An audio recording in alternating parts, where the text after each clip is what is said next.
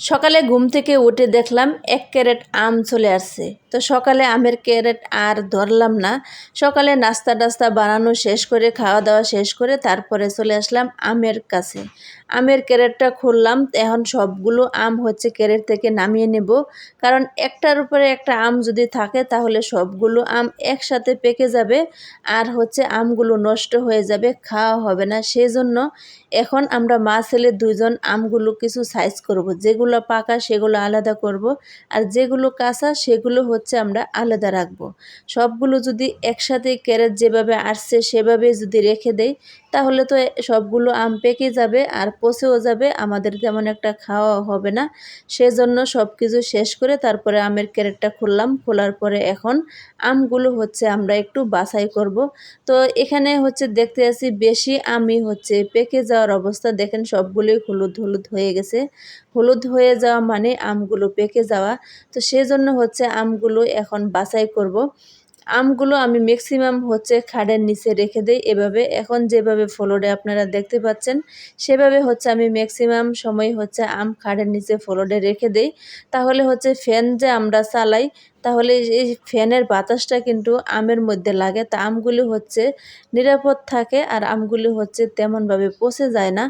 এমন ফ্লোরের একটা ঠান্ডাও থাকে, তার ফলে হচ্ছে আবার ফ্যানের বাতাস লাগে, আমগুলি হচ্ছে খোলামেলাভাবে ওইখানে থাকে।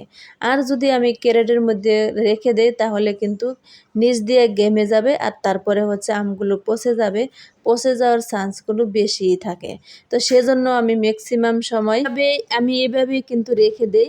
তো সেজন্য আমগুলি হচ্ছে বাছাই করা, পাকাগুলো আমি আলাদা রাখবো আর কাঁচাগুলো হচ্ছে আমি আলাদা রাখবো।